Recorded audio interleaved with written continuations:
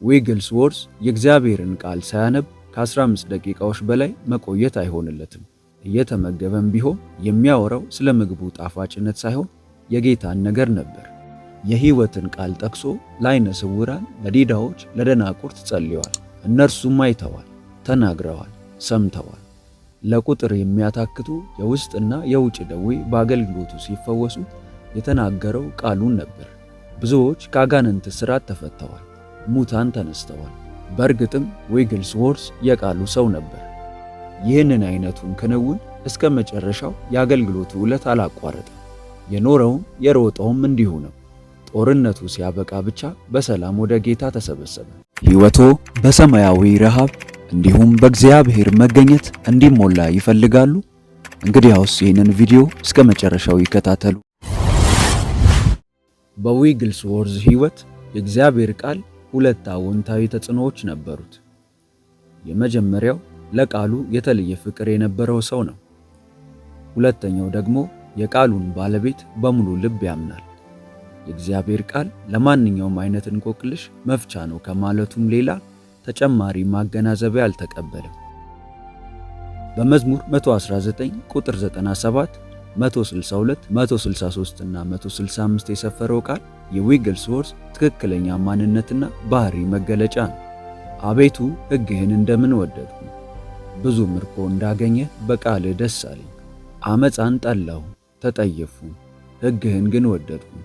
ሕግህን ለሚወዱ ብዙ ሰላም ነው፣ እንቅፋትም የለባቸውም። ዊግልስዎርዝ የእግዚአብሔርን ቃል ሳያነብ ከ15 ደቂቃዎች በላይ መቆየት አይሆንለትም። እየተመገበም ቢሆን የሚያወራው ስለ ምግቡ ጣፋጭነት ሳይሆን የጌታን ነገር ነበር። በተለይ ስለ ጸጋ መናገር ይወዳል። አንዳንዴም በጎርናና ድምፁ ያዜማል። ቀጥሎም የጌታን ቃል ያነብና ይጸልያል። ቆይቶም እንዲሁ። አንድ ጊዜ ለአገልግሎት ሊወስደው የመጣ ወንድም መጀመሪያ በቆዩበት ስፍራ የዊግልስዎርዝን የቃል ፍቅር አደነቀ። ሲጓዙም ሳለ ስለ ወቅታዊ ሁኔታዎች ይወያዩ ነበር። በመሃሉ አቁም አለ ዊግልስዎርዝ። ሹፌሩም ምን መጣ በማለት ተደናግጦ ፍሬን ያዘ።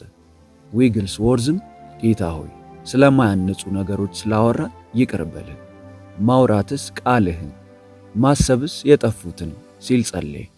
ከዚያም ጉዞአቸውን ቀጠሉ። በሌላ ጊዜ ደግሞ አንድ ሰው ስለ መለኮታዊ ፈውስ ማብራሪያ የሚሰጥ ጥሩ መጽሐፍ እንዲጠቁመው ዊግልስዎርዝን ጠየቀ። እርሱም መጽሐፉ የእግዚአብሔር ቃል ነው ብሎ መለሰለት። ስሚዝ ዊግልስዎርዝ የቃሉን ምስጢር የተረዳ ሰው ነበር።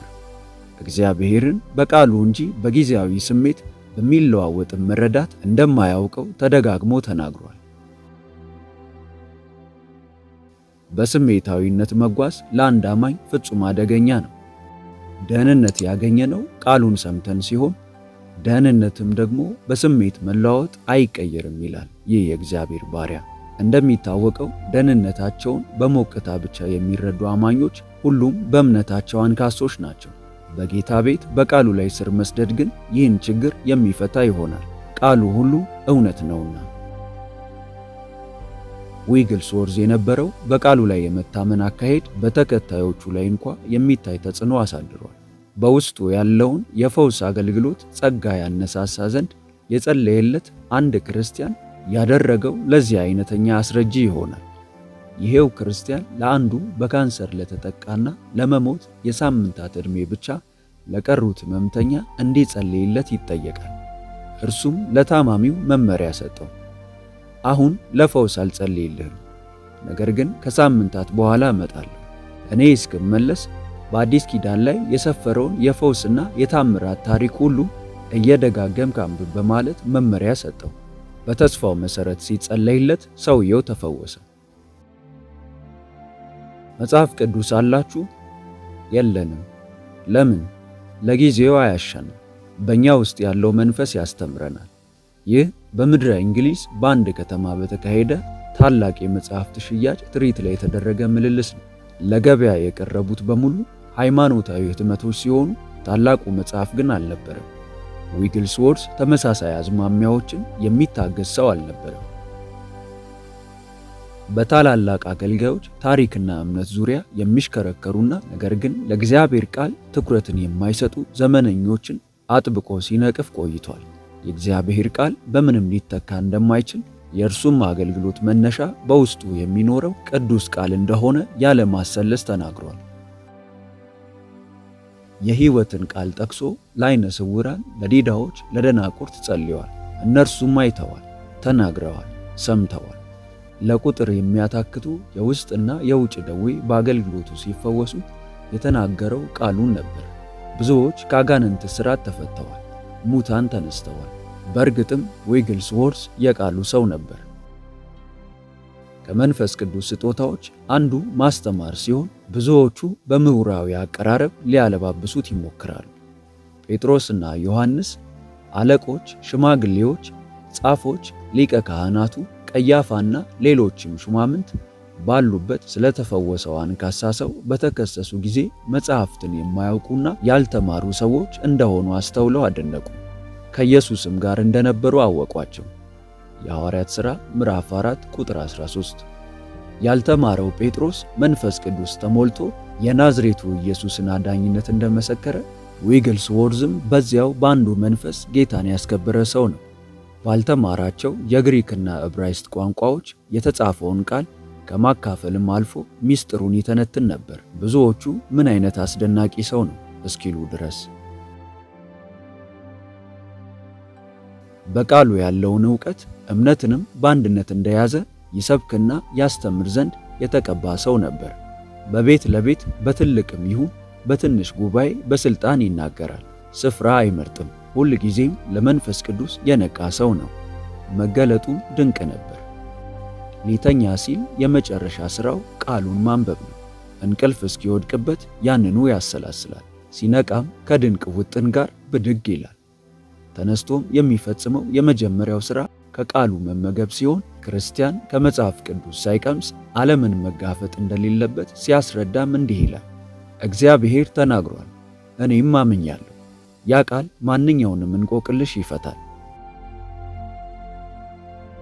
ይህንን አይነቱን ክንውን እስከ መጨረሻው የአገልግሎቱ ዕለት አላቋረጠም። የኖረውም የሮጠውም እንዲሁ ነው። ጦርነቱ ሲያበቃ ብቻ በሰላም ወደ ጌታ ተሰበሰቡ። እነርሱም ወጥተው በስፍራው ሁሉ ሰበኩ። ጌታም ከእነርሱ ጋር ይሠራ ነበር። በሚከተሉትም ምልክቶች ቃሉን ያጸና ነበር። ማርቆስ ምዕራፍ 16 ቁጥር 20። በእግዚአብሔር ቃል ላይ ያለንን እምነት በሥራ ስንገልጸው ጌታ ቃሉን ያጸናል። ያለ መጽሐፍ ቅዱስ የክርስትናችን መሠረት የሚዋልን ነው የሚሆነው። እንደ ደካማ መሠረት ደግሞ የሚያስፈራ ነገር ለሰው ልጅ የለም። ዊግልስዎርዝ ይህንን ጠንቅቆ የተረዳ የቃሉን ሥልጣን እንደሚገባ የሚጠቀም የእምነት ሰው ነበር። የስሚዝ ዊግልስዎርዝ አኗኗር በቃሉ ላይ የተመሠረተ ነው። ከዚህም የተነሳ እግዚአብሔር በሚከተሉት ምልክቶችና ድንቆች ቃሉን ሲያጸና እያየ በሐሴት ኖሯል። ተአምር ሲደረግም ሆነ ሳይደረግ የሚናወጥ ሰው አልነበረም።